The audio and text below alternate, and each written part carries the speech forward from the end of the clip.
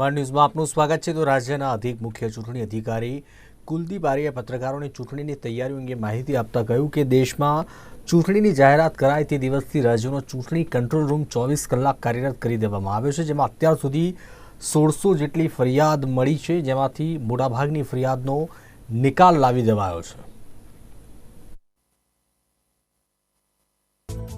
16 તારીખે જ્યારે ચુનાવનો જાહેરાત થઈ છે ત્યાર પછી ચૂંટણી પંચને ઇન્સ્ટ્રક્શન્સ મુજબ 24/7 કંટ્રોલ રૂમ જિલ્લા સ્તરે અને રાજ્ય સ્તરે ચાલુ કરવામાં આવ્યા છે। તમામ જો નંબર્સ છે એ અમે મીડિયા મારફત તમામ લોકોને એની જાણ કરી છે। આપે જોયું છે અહીંયા બી કંટ્રોલ રૂમ ચાલુ થઈ ગયું છે। એમાં અત્યારે એક કંટ્રોલ રૂમ છે અને એક જો 24/7 કામ કરે છે, એક હેલ્પલાઇન નંબર બી છે જો ટોલ ફ્રી નંબર છે। એના સિવાય વોટર્સ જુદા જુદા માધ્યમથી પોતાની રજૂઆત કરી શકશે। એમાં એક નેશનલ ગ્રીવાન્સ સર્વિસ પોર્ટલ છે NGSP, અને એના સિવાય જો MCC લગત કોઈ ફરિયાદ હોય તો એ સી વિજિલ મારફત ફરિયાદ કરી શકશે। જાલોદના કોર્પોરેટર હિરેન પટેલની હત્યા મામલે 3 વર્ષથી નાસ્તા ફરતા આરોપી મોહમ્મદ ઇરફાન ઉર્ફે ઇરફાન બિસ્તીની ગુજરાત ATSએ મધ્યપ્રદેશથી ATSની મદદથી ઇન્દોરથી ધરપકડ કરી છે। સમગ્ર ઘટનાની વિગત એવી છે કે ગુજરાત ATSના નાયબ પોલીસ અધિક્ષક હર્ષ ઉપાધ્યાયને ગુપ્ત બાતમી મળેલ હતી કે વર્ષ 2020માં જાલોદના કોર્પોરેટર હિરેન પટેલની હત્યાના ગુનામાં મોસ્ટ વોન્ટેડ આરોપી મોહમ્મદ ઇરફાન ઉર્ફે ઇરફાન બિસ્તી હાલમાં મધ્યપ્રદેશના ઇન્દોર ખાતે છુપાઈને રહે છે, જેથી મધ્યપ્રદેશ ATS તથા ગુજરાત ATSને બાતમીના આધારે આ વોન્ટેડ આરોપીની ઓળખ કરી હતી। તેની ગતિવિધિ સંબંધિત ચોક્કસ માહિતીના આધારે મધ્યપ્રદેશ ATSના ઇન્દોર યુનિટની મદદથી ગુજરાત ATSની ટીમ દ્વારા ઇરફાન બિસ્તીની ઓળખ કરવામાં આવી હતી। જે ઇસમ જાલોદના કોર્પોરેટર હિરેન પટેલની હત્યાના ગુનામાં શકમંદ હોય તેને વધુ પૂછપરછ અર્થે ગુજરાત ATS ખાતે લાવીને સઘન પૂછપરછ કરતા તેણે પોતાનું નામ મોહમ્મદ ઇરફાન ઉર્ફે ઇરફાન બિસ્તી હોવાની કબૂલાત પણ કરી હતી। આરોપી ઇન્દોર ખાતે છુપાઈને રહેતો હતો, સલૂનનો ધંધો કરતો હતો। અત્રે મહત્વનું છે કે જાલોદના કોર્પોરેટર હિરેન પટેલની 27 સપ્ટેમ્બર 2020ના રોજ જીપ વડે ટક્કર મારીને હત્યા કરવામાં આવી હતી। આ કાવતરામાં સંડોવાયેલા અન્ય એક આરોપી ઇમરાન ઉર્ફે ઈમુ દાંડને ડિસેમ્બર 2020માં ગુજરાત ATS દ્વારા હરિયાણાના મેવાત જિલ્લાથી પકડી પાડવામાં આવ્યો હતો। ત્યારે આ હત્યામાં અત્યાર સુધીમાં કુલ 8 આરોપીઓની ધરપકડ કરવામાં આવી છે। પાસે થોડા સમય પહેલા એક બાતમી હકીકત મળેલ હતી કે હિરેન પટેલ મર્ડર કેસમાં જે મોહમ્મદ ઇરફાન કરીને આરોપી હતો, મોહમ્મદ ઇરફાન જે તે વખતે મહિપુર ઉજ્જૈનનો વતની હતો, એ વિસ્તાર છોડી અત્યારે હાલ ખીજરાણા વિસ્તાર ઇન્દોર સિટીમાં રહે છે। તે બાતમી હકીકતને ATSના સિનિયર અધિકારીઓ સાથે શેર કરતા સિનિયર અધિકારીઓના માર્ગદર્શન હેઠળ MP ATSને જાણ કરવામાં આવેલ હતું। મધ્યપ્રદેશ ATSના ઇન્દોર યુનિટ સાથે મળી સદર બાતમી હકીકતને ડેવલપ કરતા એ કન્ફર્મ રીતે જાણવા મળે કે મોહમ્મદ ઇરફાન એ જ ફરિયાદમાં જણાવેલ ઇરફાન બિસ્તી હોય અને અત્યારે ખીજણાણા વિસ્તારમાં પોતે હેર કટિંગ સેલૂનનું કામ કરતો છે, જેથી ઇન્દોર યુનિટ મધ્યપ્રદેશ ATS સાથે ગુજરાત ATSના અધિકારી Shri PI VM Vaghela, PSI YG Gurjar અને તેઓની ટીમે મોહમ્મદ ઇરફાનને શકમંદ તરીકે ત્યાંથી હસ્તગત કરે ગુજરાત ATS ખાતે લાવી તેની સઘન પૂછપરછ કરતા તેઓએ સ્વીકારેલ હતું કે પોતે આ ગુનામાં બનાવ સમયે તે હાજર હોય અને પોતે અન્ય જે સહ આરોપીઓ સાથે જે તે સમયે મહિપુર ઉજ્જૈનથી નીકળી જાલોદ પાસે આવી પોતાની જે બોલેરો ગાડી હતી MP09 પાસેની તેમાં આવી જાલોદ પાસે પોતે ત્યાં એક ટી સ્ટોલ પાસે ઊભા રહી તેઓના ત્યાં ગાડી ચેન્જ કરી, જે આમાં આરોપી હતો ઇરફાન પાડા, એ ગાડી ચેન્જ કરી ટક્કર મારવા માટે જે બનાવવાળું જે પિકઅપ વાહન યુઝ થયું હતું તેમાં ગઈ, તેમાં જે પૂર્વ આયોજિત રીતે આ સદર કાવતરાને તેઓએ પાર પાડેલ હતું। અગાઉ પણ ગુજરાત ATSએ આમાં ઇમરાન ઉર્ફે ઈમુ તેની ડિસેમ્બર 2020માં નું જિલ્લા મેવાત રિજિયનમાંથી ધરપકડ કરેલ હતી. પકડાયેલ આરોપી ઇરફાન બિસ્તી તેના સહ આરોપીઓ મોહમ્મદ સમીર મુઝાવર, સજ્જનસિંહ ચૌહાણ તથા અન્યોની સાથે મળીને હત્યાના કાવતરાને અંજામ આપવા બનાવના દિવસે અન્ય આરોપીઓ સાથે ઇન્દોરથી ઝાલોદ આવેલ હતો. ત્યારબાદ તેઓએ પૂર્વ આયોજિત રીતે બનાવને અંજામ આપ્યો હતો. ઇરફાન બિસ્તીનું નામ એફઆઈઆરમાં હોવાની જાણ થતાં સપ્ટેમ્બર 2020થી ફરાર થઈ ગયેલ હતો અને મધ્યપ્રદેશમાં પણ તેણે પોતાનું ગામ મહિદપુર છોડી દીધું હતું. તે ઇન્દોર ખાતે છુપાઈને રહેતો હતો. ત્યારે ગુજરાત એટીએસ દ્વારા પકડાયેલ આરોપી ઇરફાન બિસ્તીને અટકાયત કરીને કાયદેસરની કાર્યવાહી હાથ ધરવામાં આવી હતી અને ઝાલોદ પોલીસને તેને સોંપવામાં આવ્યો હતો. રિપોર્ટર વિરેન જાદવ, નિર્માણ ન્યૂઝ, ઝાલોદ. આઈપીએલ 2024નો 22 માર્ચથી ચેન્નઈમાં ધમાકેદાર પ્રારંભ થવા જઈ રહ્યો છે. ત્યારે ગુજરાત ટાઇટન્સના ખેલાડીઓ આજે અમદાવાદ નરેન્દ્ર મોદી સ્ટેડિયમ ખાતે નેટ પ્રેક્ટિસ કરી હતી. ગુજરાત ટાઇટન્સના મોટાભાગના ખેલાડીઓ આ પ્રેક્ટિસ સેશનમાં હાજર રહ્યા હતા અને સૌ કોઈએ બોલિંગ અને નેટ પ્રેક્ટિસ કરી પોતાના ઇરાદા સિઝન 2024ને લઈને વ્યક્ત કર્યા હતા. પ્રેક્ટિસ સેશનમાં ડેવિડ મિલર ચારે દિશામાં છગ્ગા ફટકારતો જોવા મળ્યો. ગુજરાત ટાઇટન્સ તરફથી David Miller, can Williamson, Umesh Yadav સહિતના ખેલાડીઓએ આજે નરેન્દ્ર મોદી સ્ટેડિયમમાં મેચ પહેલા પ્રેક્ટિસ સેશનમાં પરસેવો પાડ્યો હતો.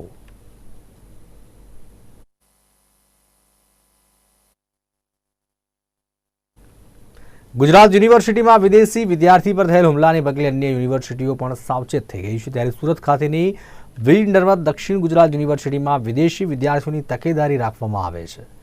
ત્યારે વિદેશી વિદ્યાર્થીઓ સાથે આવી ઘટના ન બને તે માટે સાદા વસ્ત્રોમાં પોલીસ પેટ્રોલિંગ કરશે. તો કોઈ પણ ઘટના બને તો વોટ્સએપ ગ્રુપમાં મેસેજ કરી જાણ કરવા અપીલ કરવામાં આવી છે. હાલ VNSGUમાં અફઘાનિસ્તાનના 38, બાંગ્લાદેશના 2 વિદ્યાર્થીઓ સહિત 53 વિદેશી વિદ્યાર્થીઓ અભ્યાસ કરી રહ્યા છે.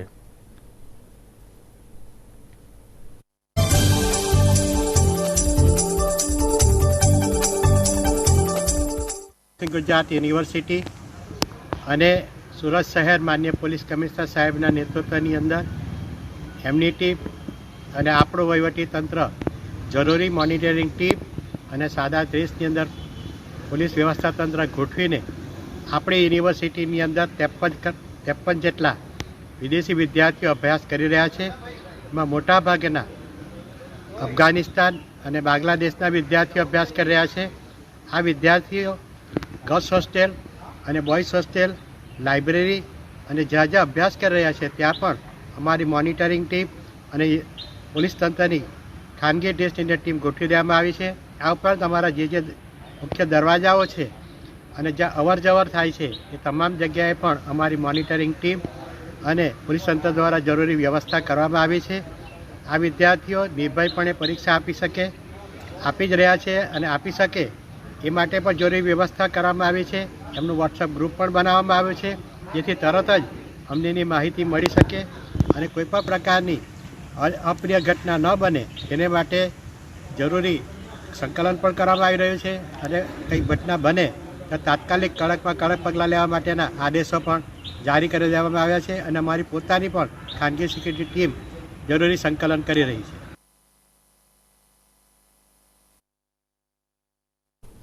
સાબરકાંઠા જિલ્લાના મુખ્ય મથક હિંમતનગર ખાતે બસ સ્ટેન્ડ નજીક ગત 12 માર્ચના રોજ હિંમતનગરની કે અશ્વિન નામની આંગડિયા પેઢીનો કર્મચારી અમદાવાદથી હિંમતનગર આવ્યો અને હિંમતનગરના બસ સ્ટેન્ડથી આંગડિયા પેઢીની ઓફિસ ખાતે જઈ રહ્યો હતો. એ દરમિયાન 2 અલગ અલગ કારમાં આવેલા 11 વ્યક્તિઓ આંગડિયા પેઢીના કર્મચારી સાથે લૂંટ ચલાવી હતી.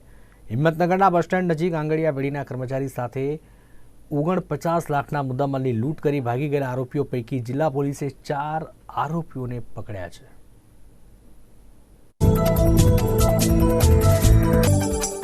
તારીખ 12/3/2024ના રોજ હિંમતનગર બસ સ્ટેશન ખાતે સવારના 7:15 થી 7:30 વાગ્યાના સુમારે આંગડિયા પેઢીના 2 કર્મચારી અમદાવાદથી સોના ચાંદીના દાગીના લઈ અને ઉતરે છે, જેને અગાઉથી રેકી કરી અને 2 ગાડીમાં નંબર પ્લેટ વગરની ગાડીથી કેટલાક અજાણ્યા શખ્સો એઓને પોલીસની ઓળખ આપી અને કેમ સોના ચાંદીના બિલ વગરના દાગીના લઈને આવો છો એવી ઓળખ આપી અને એ લોકોને ગાડીમાં બેસાડે છે અને આગળ જઈ અને એ લોકોને રસ્તામાં ઉતારી દે છે અને તેમની પાસે રહેલા પાર્સલ એ લઈ જાય છે, જેની કિંમત આશરે 49,40,000 જેટલી હતી. આ બાબતે હિંમતનગર B ડિવિઝન ખાતે વિગતવારનો ગુનો દાખલ કરી અને તપાસની કુલ 6 ટીમ બનાવવામાં આવી હતી જેમાં સીસીટીવી ફૂટેજ, સીડીઆર અને હ્યુમન ઇન્ટેલિજન્સના આધારે એલસીબી પોલીસને આ ગુનો ડિટેક્ટ કરવામાં સફળતા મળી હતી, જેમાં ગુનામાં વપરાયેલ ઇકો ગાડી અને 4 આરોપી અને કુલ 11,10,000 જેટલો મુદ્દામાલ એ રિકવર કરવામાં આવ્યો હતો. બનાસકાંઠા પોલીસે 3 આરોપીની અટક કરી અને એસએન ગાડી પણ રિકવર કરી હતી.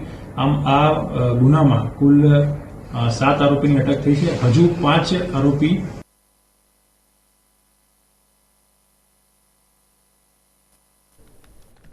લોકસભા ચૂંટણીની તારીખો જાહેર થઈ ચૂકી છે. તેવામાં હવે પાટણના રાધનપુર તાલુકામાં ચૂંટણી બહિષ્કારના બેનરો સાથે વિરોધનો સૂર ઉઠ્યો છે. રાધનપુરના નજુપુરા, શેરગઢ અને શબ્દલપુરા ગામના લોકોએ ચૂંટણી બહિષ્કારના બેનરો લગાવ્યા અને ભારે વિરોધ સાથે ચૂંટણી બહિષ્કાર કરવાની ચીમકી આપી છે. રોડ, રસ્તા સહિતની પાયાની સુવિધા ગામના લોકોને ન મળતા વિરોધના સૂર ઉઠ્યા છે. ત્યારે ગામના લોકોએ વિરોધ પ્રદર્શન કરી રોડ નહીં તો વોટ નહીંના સૂત્રોચ્ચાર કર્યા હતા. શબ્દલપુરા, શેરગઢ અને નજુપુરા ત્રણેય ગામમાં મળી અને ચૂંટણી બહિષ્કાર કરીએ છીએ, કારણ કે રોડ છેલ્લા 22 વર્ષથી બન્યો નથી અને 2017ના પૂર પછી બહુ એવો તૂટી જવા છતાં આશ્વાસન રૂપક કહેવામાં આવે છે કે અમે રોડ બનાવી આપીશું, પરંતુ હજુ સુધી કોઈ બનાવવામાં આવ્યો નથી અને રિપેરિંગ કરવા આવે છે ત્યારે ખાલી ડામર નાખી અને જતા રહે છે. કોઈ રોલર બોલર ફેરવવામાં આવતું નથી અને ઘણી ઠેકાણ અમે રજૂઆત કરી, પરંતુ કોઈ તેનું ધ્યાન દેવામાં આવ્યું નથી અને ઘણા સમયથી અમે બધે એક ઠેકાણે જઈ અને આવેદનપત્ર આપેલ છે, છતાંય અને જ્યાં ઓફિસે અમે જઈએ છીએ ત્યાં કહેવામાં આવે છે કે તમારી કોઈ ઠોસ રજૂઆત નથી, એના કારણથી તમારો રોડ મળતો નથી. એટલે એના માટે થઈને અમે આજે ત્રણેય ગામ ભેગા મળી અને ચૂંટણીનો બહિષ્કાર કરીએ છીએ. કોઈ પણ પાર્ટીના કાર્યકર્તાએ આવી અને પ્રચાર કરવા આવવું નહીં. ચારે સાહેબ, દબાણ વધી ગયું છે, રોડની કોઈ કામગીરી થતી નહીં, દબાણ હટાવાતું નથી, બરાબર. અને છેલ્લા 22 વર્ષની અંદર સાધનવાળાને એટલી જ તકલીફ પડે છે, કોઈ વાત ન પૂછો. લોકો, નેતાઓ, ધારાસભ્ય આવે છે, લોકસભાના સાંસદ પણ આવે છે, પણ કોઈ વાત સાંભળતા નથી. કહે છે આશ્વાસન આપીને જતા રહેશું. હવે પછી અમારા 5 ગામ, શબ્દલપુરા, 2 શબ્દલપુરા, 2 નજુપુરા અને 1 શેરગઢ, 5 ગામ ચૂંટણીનો અમે બહિષ્કાર કરીશું. વોટ નહીં, રોડ નહીં તો વોટ નહીં, બરાબર. વોટ માંગવા કોઈએ આવવું નહીં, આવશો તો કોઈનું માન રહેશે નહીં. આ 5 ગામ અમે ચૂંટણીનો બહિષ્કાર કરીએ છીએ. આજથી ડાકોરમાં ફાગણી પૂનમના ઉત્સવનો પ્રારંભ થયો છે. ત્યારે આ પ્રસંગે લાખો ભાવિક ભક્તોનું ઘોડાપુર ડાકોરમાં ઉમટશે. લોકમેળામાં લાખો શ્રદ્ધાળુઓ ગુજરાતભરમાંથી ઉમટશે અને ડાકોર તરફના માર્ગો જય રણછોડ, માખણચોડના નાદથી ગુંજી ઉઠશે. આ ઉત્સવ દરમિયાન વહીવટીતંત્ર અને પોલીસ તંત્ર દ્વારા તડામાર તૈયારીઓ કરી દેવાઈ છે. સાથે ટેમ્પલ કમિટી દ્વારા પણ આવનારા ભક્તોને દર્શન કરવામાં અગવડ ન પડે તે માટે દર્શનના સમયમાં પણ ફેરફાર કરાયો છે. તેમજ આવનારા ભક્તોની ભીડ જોઈ મંદિર પ્રશાસન તરફથી 3 લાખ લાડુ પ્રસાદી બનવામાં આવી છે. પ્રશાસન તરફથી અમદાવાદથી ડાકોરના રૂટને ભારે વ્હીકલ માટે 21 તારીખથી 26 તારીખ સુધી બંધ કરવામાં આવ્યો છે. અમદાવાદના ભક્તો વધુ સંખ્યામાં ફાગણી પૂનમના દર્શન કરવા આવતા હોય છે, તેથી પગપાળા રૂટ ઉપર કોઈ અકસ્માત ન સર્જાય તે માટે વહીવટીતંત્ર દ્વારા નિર્ણય લેવામાં આવ્યો છે. આ પ્રસંગે કોઈ અનિશ્ચિત બનાવ ન બને તે માટે એસપી, ડીવાયએસપી, પીઆઈ, પીએસઆઈ સહિતના પોલીસ કર્મીઓ ખડે પગે જોવા મળે છે.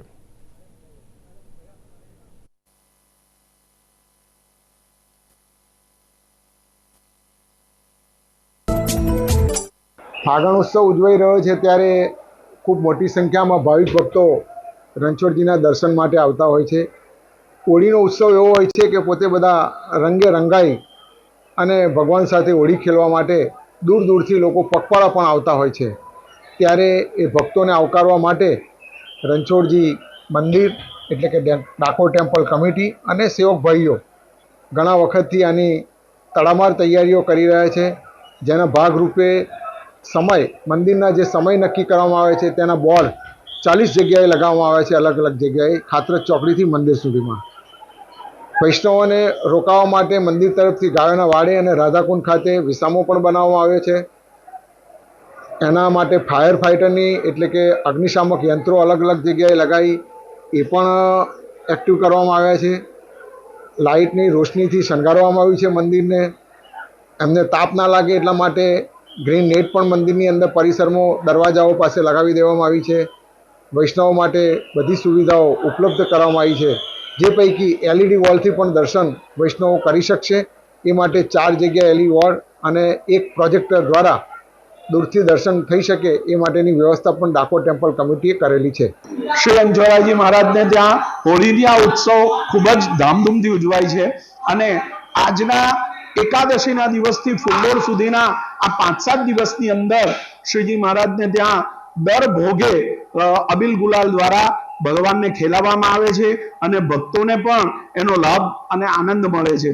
આ દિવસોમાં ભગવાનને નવરંગો તેમજ અબીલ ગુલાલ દ્વારા હોળી ખેલાવવામાં આવે છે અને ખૂબ જ ધામધૂમથી આ ઉત્સવની આજથી 8 ભોગની અંદર તૈયારી થાય છે કે ભગવાનને તમામ સવારથી શણગાર ભોગથી માંડીને શયન ભોગ સુધીના તમામ ભોગમાં ભગવાન અબીલ ગુલાલ દ્વારા ખેલે છે. એકાદશીને દિવસે આજથી ભગવાન સૌપ્રથમ તો આજે વરઘોડે નીકળી અને કુંજ એકાદશીના મનોરથમાં લાલબાગ જશે, ત્યારબાદ લક્ષ્મીજી જશે અને શ્રીજી મહારાજની ફરીથી અહીંયા તૈયારી પાછા મંદિરે પરત ફરશે. એમાં પણ ગુલાલ અબીલ સાથે ઠાકોરજી નવરંગોથી રંગાય છે અને ફૂલડોળના દિવસ સુધી આ ઉત્સવ ખૂબ જ ધામધૂમથી રહે છે. જય રણછોડ.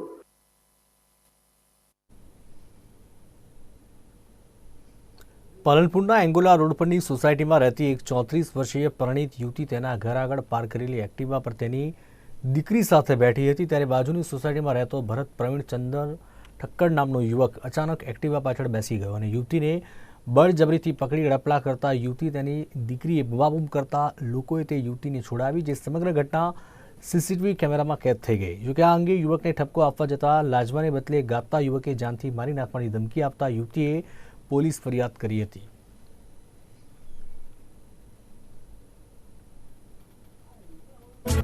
બનાવ એવો બન્યો કે એકચ્યુઅલી હું મારા છોકરાને શનિવારે લઈને હું ઘરે આવી 12:30 વાગે જમી અને અમે મારા સસરાએ પહેલેથી વિચાર્યું હતું કે અમે સદરપુર જઈશું હનુમાનની મંદિરે અને જેવી એક્ઝેક્ટ 1:15 હું ઘરની બહાર નીકળી એક્ટિવા તડકે હોવાથી મેં છોયલે મૂકી દે અને હું અને મારી બેબી બંને એક્ટિવા ઉપર મસ્તી કરતા હતા અને આ બનાવ એવી રીતે બન્યો કે જેવો પેલો માણસ આવ્યો મારી જોડે અને પાછળ એક્ઝેક્ટ પાછળ બેસી અને મને સોના કરીને મારું મોઢા ઉપર એને હાથ ફેર્યો. જ્યારે મેં બૂમ પાડવાની કોશિશ કરી ત્યારે એ વ્યક્તિએ મારું ગળું મારી હોઠણી સાથે એને ફોંસીની સજા આપે ને એવી રીતના દબાઈ દીધું અને છેવટે મેં બૂમ પાડવાની કોશિશ મારાથી કશું થયું ના મારી બેબલીએ બધાને ભેગા કર્યા અને ત્યારે બી એને મને છોડવાની ના જ કરી કે મને 1 મિનિટ બી એને ના છોડીને એના માણસો આવ્યા, સોસાયટીના બી આવ્યા પણ એ લોકોએ મને કોઈ હેલ્પ નહીં કરી. પણ સામેવાળી વ્યક્તિ મારી સાસુને એટલા સુધી કીધું કે તું ઘરમાં જતી રહે, ચૂપચાપ બેસી જા. તો એવો અમે કયો ગુનો કર્યો? આજે મારી જોડે થાય છે, કાલે કોઈ બી બીજા જોડે થાય, કોણ જિમ્મેદારી લેશે? આજે શનિવારે મેં પોલીસ સ્ટેશન બધું નોંધાવા છતાં બી એ લોકોએ કોઈ અભિપ્રાય હજી નહીં આપ્યો કે કોઈ તલાશ કરવા બી નહીં આવ્યું કે તમે જીવો કે મરો. અને મારી સોસાયટીવાળાને બી હું કહું કે એ લોકોએ તો મને કોઈ મદદ માટે બી નહીં આવે. આજ હું 6 વર્ષથી રહું તો મને નહીં ઓળખી શકે તો એ લોકો બીજાને કેવી રીતે ઓળખ્યા? જે પાડોશીને હાલ મદદ કરવા એ લોકો તૈયાર થઈ ગયા તો મને કેમ મદદ ના કરી?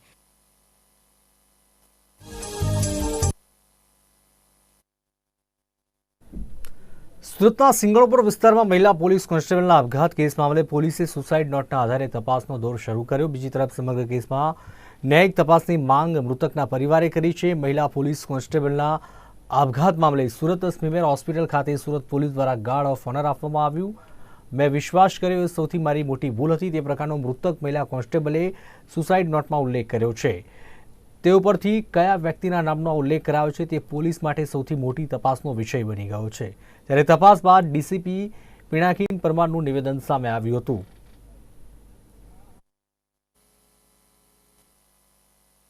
સિંગણપુર પોલીસ સ્ટેશન ખાતે CRPC 174 મુજબ ઈડી દાખલ થયેલ છે, જેમાં હર્ષનાબેન મહેન્દ્રભાઈ ચૌધરી જે સિંગણપુર પોલીસ સ્ટેશન ખાતે નોકરી કરતા હતા અને તેઓએ હેંગ થઈને સુસાઇડ કરેલું છે. એની તપાસ સિંગણપુર પોલીસ સ્ટેશનના પોલીસ ઇન્સ્પેક્ટર જાતે કરી રહેલ છે. આ તપાસમાં એક સુસાઇડ નોટ રિકવર થયેલી હતી, જેમાં કોઈનો કોઈ નામજોગ ઉલ્લેખ નથી, પરંતુ છેલ્લી લાઇનમાં બેન એવો ઉલ્લેખ કરેલ છે કે બહુ મોટી ભૂલ કરી નાખી છે અને જેની પર ખોટો વિશ્વાસ મૂક્યો, જેને કંઈ મારી પડેલી નથી. તો આ અનુસંધાને પોલીસ અલગ અલગ એંગલથી તપાસ કરી રહેલી છે અને પારિવારિક કોઈ પ્રશ્નો છે કે નહીં એ અંગે તપાસ કરી રહેલી છે. એમના જે રૂમ પાર્ટનર બેનના હતા જિગીસાબેન ગામિત, એમની પ્રાથમિક જે પૂછપરછ કરેલી એમાં એવું ધ્યાનમાં આવેલું હતું કે હર્ષનાબેન જે હતા એમને એક પ્રશાંત સીતારામ ભોઈ જે પોલીસ ડિપાર્ટમેન્ટમાં સાયબર ક્રાઇમ સેલની અંદર ફરજ બજાવે છે તેમની સાથે પ્રેમ સંબંધ હતો. તો આ અનુસંધાને ગઈકાલે પોલીસ ઇન્સ્પેક્ટર સિંગણપુર દ્વારા પ્રશાંત સીતારામ ભોઈને બોલાવીને એની પૂછપરછ કરવામાં આવી અને સ્ટેટમેન્ટ રેકોર્ડ કરવામાં આવેલું હતું. જેમાં પ્રાથમિક તબક્કે એવું ધ્યાનમાં આવેલ છે કે બંને વચ્ચે છેલ્લા 3 વર્ષથી પ્રેમ સંબંધ હતો અને બંને લગ્ન પણ કરવાના હતા અને આ અંગે બંનેના ફેમિલીને ખબર પણ હતી. આમાં પ્રશાંત ભોઈ જે છે જે સાયબર ક્રાઇમ સેલમાં ફરજ બજાવે છે તેઓ મૂળ ડાંગ જિલ્લાના વતની છે ને છેલ્લા 10 દિવસથી એ પોતે ડાંગમાં હતા અને ડાંગમાં હોવાના લીધે ત્યાં કવરેજના લીધે બંનેનો સંપર્ક રહેતો નહોતો, જેથી જે હર્ષનાબેન છે થોડા ડિપ્રેશનમાં હતા અને ડાંગમાં ગયા પછી પ્રશાંત ભોઈની બાઇક સ્લીપ થયેલી હોવાથી એનો એક્સિડન્ટ પણ થયેલો હતો, જેથી આ બેનના સંપર્કમાં નહોતા. અને આ પ્રાથમિક તબક્કે એવું જાણવા મળે છે કે આ બંને વચ્ચે આ છેલ્લા 10 દિવસની અંદર કોન્ટેક્ટ ઓછો હોવાને લીધે બેન થોડા ડિપ્રેશનમાં હોવાથી કદાચ આ પગલું એમને ભરેલું હોઈ શકે. કચ્છના ગાંધીધામની જીડી ગોયંકા ટોડલર હાઉસની બેદરકારીથી વિવાદ સર્જાયો હતો. નાના બાળકોને ગૌમાંસ ખાઈ શકાય તેવું ભણાવવાનું હોવાનું બહાર આવ્યું હતું. આ પત્ર વાલીઓના ધ્યાનમાં આવતો આક્રોશ ફેલાયો, જો કે ગૌરક્ષક રાજભા ગઢવીએ શાળા સંચાલકોને મળી આ બાબતે સવાલ કર્યો હતો. સમગ્ર વિવાદ મામલે સ્કૂલ દ્વારા ખુલાસો કરવામાં આવ્યો કે આ માત્ર પ્રિન્ટિંગ ભૂલ હતી, જેથી સ્કૂલના લેટર પેડ પર માફીપત્ર પણ પ્રસિદ્ધ કરાયું છે અને પ્રિન્સિપાલ આંચલ નાનકાની દ્વારા પોતાની સ્કૂલના સીસીટીવી ફૂટેજમાં બાળકોને માંસ ન ખાવા શીખવવામાં આવી રહ્યાનું જણાવ્યું હતું. हर्ट करने की कोशिश नहीं की है.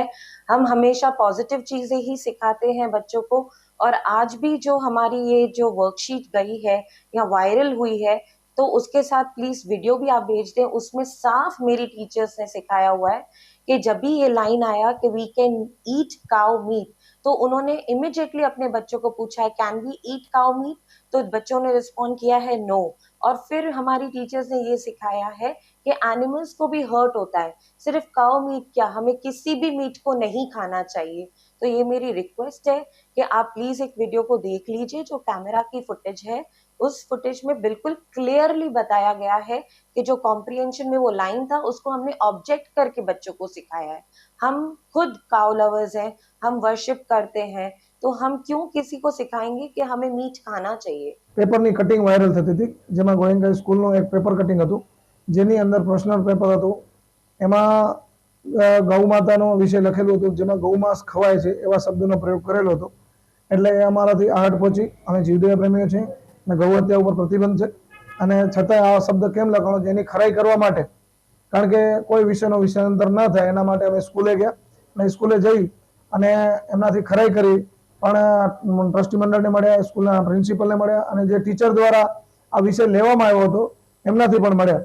પણ વિષયની સાથે એમના સાથે મેં એમને એ જ કીધું કે ભાઈ જે આ શબ્દનો પ્રયોગ કરવો એ યોગ્ય નથી અને શું કામ કર્યો આ વિષયનો પ્રયોગ, એના માટેનો અમે જે એમના સાથે વાતચીત કરી ત્યારે એમણે એમના વિડીયો માધ્યમથી, સ્કૂલના જે કાલનો વિડીયો હતો એના માધ્યમથી પણ એમણે બતાવ્યું કે આ વિષય કે ગૌ માતાનું માંસ ન ખવાય અને દૂધ ખવાય, ઘી ખવાય, પણ ગૌમાંસ ન ખવાય એવો એ નાના બાળકોને પ્રેરણા આપતા હતા. પણ વિષય એ હતો કે ઉપરના જે પેપર છે એની અંદર એવું લખેલું હતું કે દૂધ, ઘી અને ગૌમાંસ ખવાય એવા શબ્દ હતા. પણ એ વાયલેશન અને અર્થનું અર્થઘંટન થઈ ગયું હતું. એના માટે અમે ખરાઈ કરી છે. ખરાઈ કરી અને વ્યવસ્થિત રીતે એમના સાથે વાતચીત કરીને એમણે પણ છતાં એમણે જે ભૂલ સ્વીકારી કે પેપરમાં આ લખવાનું એ યોગ્ય નહોતું, એમની ભૂલ સ્વીકારીને એમણે ક્ષમા માંગી અને એમણે પેપર દ્વારા માફી માંગી છે અને લેખિત માફી માંગી અને વિષયને ત્યાં પૂર્ણ કર્યો હતો.